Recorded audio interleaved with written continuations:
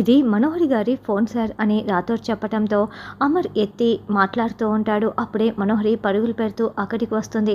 ఎన్నిసార్లు చేయాలి మనోహరి ఫోను? ఎందుకు నువ్వు ఫోన్ తీయటం లేదు? నీతో ఒక ముఖ్యమైన విషయం మాట్లాడాలి. ఏంటి నేను మాట్లాడుతుంటే నువ్వు మాట్లాడవేంటి? నిన్నే మనోహరి నేను పిలుస్తున్నది వినపడుతోందా లేదా? ఎందుకు ఫోన్ తీయటం లేదు అని ప్రచండ అరుస్తూ మాట్లాడుతూ ఉంటాడు.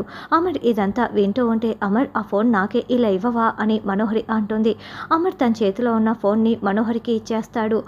సరే నువ్వు పెళ్లి విషయమే కదా నాతో మాట్లాడేది, నేను నీకు తర్వాత కాల్ చేస్తాను, సరే ఉంటాను బాయ్ అంటూ మనోహరి ఫోన్ పెట్టేస్తుంది. అదేంటి నేను మాట్లాడుతున్నది వినిపించుకోకుండా ఫోన్ పెట్టేసింది అని ప్రచండ అనుకుంటూ ఉంటాడు. సరే అమర్ నేను వెళ్తున్నానని మనోహరి అంటే, మనోహరి ఆగు, ఎవరు ఫోన్లో ఏదో ముఖ్యమైన విషయం మాట్లాడాలి అంటున్నారు అని అమర్ నిలదీస్తూ ఉంటే, నా ఫ్రెండ్ అమర్ నువ్వు ఉన్నట్లుండి పెళ్ళి అనౌన్స్ చేసావు కదా, ఆ విషయం గురించి మాట్లాడడానికి కాల్ చేశాడు. నువ్వేమనుకున్నావు? అమర్ నన్ను అనుమానించావా అని మనోహరి అంటుంది. ఈ మధ్య బుజ్జమ్మ విషయంలో ఏం జరుగుతుందో నువ్వు కూడా చూస్తున్నావు కదా మనోహరి. ఎవరిని అనుమానించాలో ఏం చేయాలో అర్థం కావటం లేదు. అందుకే నేను ఇలా అడగాల్సి వచ్చింది. సరే నువ్వు వెళ్ళి రెస్ట్ తీసుకో, పడుకో అని అమర్ చెప్తాడు. రాథోడ్ నువ్వు కూడా వెళ్ళు, రేపు ఉదయం రా అని అమర్ చెప్తాడు. మనోహరి చెంబ గదిలోకి వెళ్ళిన తర్వాత ఫోన్లో ఎవరు మనోహరి అని చెంబ అడగటంతో, ఇంకెవరు ఆ ప్రచండ, నేను నెంబర్ సేవ్ చేసుకోలేదు కాబట్టి బ్రతికిపోయాను, వాడు కూడా నోరు జారలేదు కాబట్టి దొరికిపోలేదు అని మనోహరి అంటుంది. నీ టైం బాగోలేదని తెలుసు కానీ మరి ఇంత చండాలంగా ఉందని నాకు కూడా ఇప్పుడే అర్థమవుతుంది. అమ్మో ఇప్పుడే ఇలా ఉంటే పెళ్ళైన తర్వాత ఇంకెలా ఉంటుందో అని చెంబ అంటుంది. తెల్లవారగానే బాగి లేచి మొబైల్ చూస్తుంది. టక్కున సమయం చూసుకొని, అమ్మో ఏంటి అప్పుడే 7 అయిపోయింది, అయ్యో నేను ఈరోజు లేవలేదే, ఈ పాటికి అందరూ రెడీ అయిపోయి అక్కడ క్యాంపులో నిలబడి ఉంటారు, నాదే లేట్ అయిపోయింది, ఖచ్చితంగా ఈరోజు నాకు ఆయన చేతిలో పనిష్మెంట్ తప్పదు, అయ్యో అని బాగి పక్కకు తిరిగి చూస్తుంది. బెడ్పై అమర్ ఇంకా పడుకొని ఉంటాడు. అదేంటి మీరు ఇంకా లేవలేదా? ఈరోజు అలారం పనిచేయలేదా? లేక మీరు కూడా ఇప్పుడే నిద్రలేస్తున్నారా? ఇంతవరకు పడుకునే ఉన్నారా అని బాగి అంటే, నేను లేచి చాలాసేపు అయింది అని అమర్ కూర్చొని మాట్లాడుతూ ఉంటాడు. మరి మీ మైకు స్పీకర్ పనిచేయలేదా అని బాగి అంటుంది. కాదు అన్నీ వర్కింగ్లోనే ఉన్నాయని అమర్ అంటే, అయితే ఈరోజు హాలిడేనా అని బాగి సంతోషంగా అడుగుతూ ఉంటుంది. కాదు ఈరోజు డిఫెన్స్ డే అని అమర్ చెప్తాడు.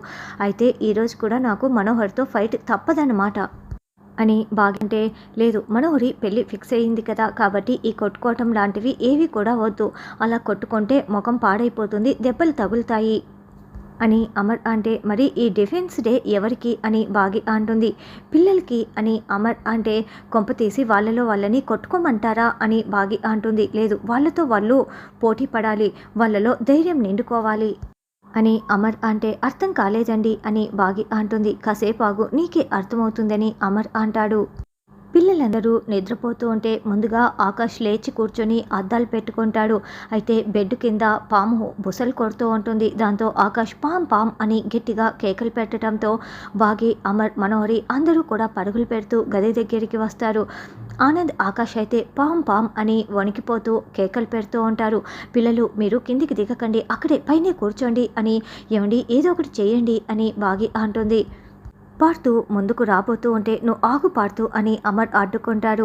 అయ్యో డాడ్ డాడ్ అని ఆనంద్ ఆకాష్ కేకలు పెడుతూ ఉంటే, అప్పుడే బుజ్జమ్మ అంజు మాత్రం తన చేతుల్లో ఉన్న దుప్పటిని పట్టుకొని ఆ పాముపై విసిరి పడేస్తారు. పాము దుప్పట్లో లాక్ అయిపోయింది, ఇప్పుడు మనల్ని ఏమీ చేయదు కాబట్టి మనం మంచం దిగచ్చు అని అంజు బుజ్జమ్మ ఇద్దరు చెప్తారు. పిల్లలు పిల్లలు మీకేం కాలేదు కదా అని బాగి అంటుంది. అంజు బుజ్జమ్మ మీరిద్దరూ చాలా బాగా ఆ పాముపై దుప్పటి పడేశారు, గుడ్ గుడ్ అని పాడుతూ అంటే, మేము ఎవరనుకున్నాము అమరేంద్ర గారి పిల్లలము, మేమెందుకు భయపడతాం చెప్పండి, మేము ఇలాగే ధైర్యంగా అన్నింటినీ ఎదుర్కొంటాం అని బొజ్జమ్మ అంజు చెప్తారు. అసలు ఈ పాము ఇంట్లోకి ఎలా వచ్చింది అని బాగి అంటే, నేనే రప్పించానని అమర్ అంటాడు. మీరు రప్పించటం ఏంటండి, ఎందుకండి, ఒకవేళ ఆ పాము పిల్లల్ని కరిచి ఉంటే అని బాగి అడుగుతూ ఉంటే, ఆ పాము కరవదు ఎందుకంటే దానికి కోరలు లేవు, నేనే పిల్లల్లో ధైర్యం నింపటం కోసం ఇలా చేశాను, దేవయ్య ఇలా రా, వచ్చి ఆ పాముని తీసుకువెళ్ళిపో అని చెప్పడంతో పాములు వాడు ఆ పాముని బుట్టలో వేసుకొని వెళ్ళిపోతాడు. తర్వాత బాగి కిచెన్లో వంట చేస్తూ ఉంటే, ఏంటి మీ సమ్మ నువ్వు అంటున్నది, సారు పామును రప్పించాడా అని రాథోడ్ అంటే అవును రాథోడ్ ఆయన ప్రయోగాలు చేస్తున్నారు పిల్లలకి ఏమైనా అయి ఉంటే అని బాగా కంగారు పడుతూ ఉంటే ఆ ప్రచండ పచ్చపాములు నాగుపాములు లాంటివి ఏవైనా పంపించినా కూడా పిల్లలకి ఏమీ కాకూడదు పిల్లలు ధైర్యంగా ఎదుర్కోవాలని సార్ ఇలాంటి ప్రయోగాలు చేస్తున్నారులే మిస్సమ్మ సార్ చేస్తున్నది మంచి పనే నువ్వు ఇలా కోపగించుకోకు నువ్వు కోపడితే ఏమొస్తుంది చెప్పు పిల్లలు అలాగే ధైర్యంగా ఉండాలని రాథోడ్ అంటే పిల్లలకి ఏమీ కాలేదు కాబట్టి సరిపోయింది రాథోడ్ లేకుంటే అని బాగి అంటే నువ్వు సార్ ఉండగా పిల్లలకి ఏమవుతుంది చెప్పు మిస్సమ్మ అని రాథోడ్ అంటాడు. అమ్మో ఇంకా నయం ఆ అమర్ నాపై పాము పంపించి ప్రయోగాలు చేయలేదు ఇంకేమైనా ఉందా అని మనోహరి అంటే మనోహరి నువ్వే ఒక పెద్ద అనకొండవి నీ ముందు ఆ చిన్న చిన్న పాములు ఏం చేస్తాయి చెప్పు అని చెంబ అనడంతో ఇంకోసారి నాపై ఇలా సెటైర్లు వేసావనుకో పళ్ళు రాలుగొట్టేస్తాను జాగ్రత్త అని మనోహరి వార్నింగ్ ఇస్తుంది. పిల్లలకి ఏమీ కాకుండా సార్ చూసుకుంటారులే మిస్సమ్మ మనం మనోహరి మీద కన్నేసి పెట్టాలి చూపు తిప్పుకోకూడదు అని రాథోడ్ అంటే మనం ఏం చేయకపోయినా దాని కన్నులు ఎప్పుడు మన మీదే ఉంటాయి కదా రాథోడ్ అని బాగి అంటుంది. చూడు అమరేంద్ర నీ వైపు చూపు తిప్పుకోకుండా చేసుకో మనోహరి ఇంకాసేపట్లో ప్రీ వెడ్డింగ్ షూట్ కూడా ఉంది కదా అని చెంబా చెప్తుంటే ఏంటి ప్రీ వెడ్డింగ్ షూటా రాథోడ్ అని బాగి అంటుంది. ఇంకాసేపట్లో నరకాసురుడు వస్తున్నాడు మిస్సమ్మ తను అనుకున్న స్టిల్ రాలేదనుకో వాడు చిత్రహింసలు పెట్టేస్తాడు తెలుసా అటువంటి ఫోటోగ్రాఫర్ నరకాసురుడు వస్తున్నాడు నీకే అర్థమవుతుందిలే అని రాథోడ్ చెప్తాడు. ఆ రాంబాబు మొత్తం సెటప్ రెడీ కదా అంటూ కెమెరామన్ కారు దిగటంతో అప్పుడే రాథోడ్ వచ్చి రిసీవ్ చేసుకున్నాడు. ముందు పెళ్ళికూతురు ఎక్కడ పెళ్ళికూతురు కాస్ట్యూమ్స్ వేసుకొని పైనుంచి కింది వరకు అన్ని కరెక్ట్గా రావాలి కదా అని లోపలికి వస్తూ ఉంటే చెంబ ఎదురు వస్తుంది. ఏంటి పెళ్ళికూతురు కొంచెం వయసైన దానిలా కనిపిస్తోంది అని కెమెరామెన్ అంటే తను ఈ ఇంటి పని మనిషి యాదమ్మ పెళ్ళికూతురు కాదు అని రాథోడ్ చెప్తాడు. అప్పుడే బాగి అక్కడికి వస్తుంది. పెళ్ళికూతురు న్యాచురల్ బ్యూటీ చాలా అందంగా ఉంది అసలు మేకప్పే అవసరం లేదు అని కెమెరామెన్ అంటే ఈవిడ కూడా పెళ్ళికూతురు కాదు ఈవిడ మా మిస్ అమ్మ అని ఆవిడికి పెళ్ళైపోయి ఒక పాప కూడా ఉంది అని రాథోడ్ అంటే మరి పెళ్లి కాని అమ్మాయిలా కాలేజ్ గర్ల్లా కనిపిస్తోంది ఇంత అందం ఏంటి అని కెమెరామెన్ అంటాడు. కొంతమంది బాడీలు అంతేలేండి ఎంత తిన్నా లావ్ అవ్వరు అంటూ అమర్ అక్కడికి రావడంతో ఏంటి కుల్లా మీకు నేను లావ్ కాలేదని కెమెరామెన్ గారు ఈయనే మా ఆయన మాకు కూడా ఫోటోషూట్ చేయాలి అని బాగి అంటే ఓకే ఓకే అని కెమెరామెన్ అంటాడు. మనకెందుకు బాగి అని అమర్ అంటే లేదు మీరిద్దరూ మేడ్ ఫర్ ఈచ్ అదర్లా ఉన్నారు కొంతమందికి ఫోటోలు తీయాలంటే వాళ్ళు నా కెమెరాతో తీసుకోవడానికి అదృష్టం చేసుకొని ఉండాలి కానీ మీలాంటి కపుల్స్కి ఫోటో తీయటం కోసం నా కెమెరా అదృష్టం చేసుకొని ఉంది అని కెమెరామెన్ అంటే విన్నారా అని బాగి అంటుంది.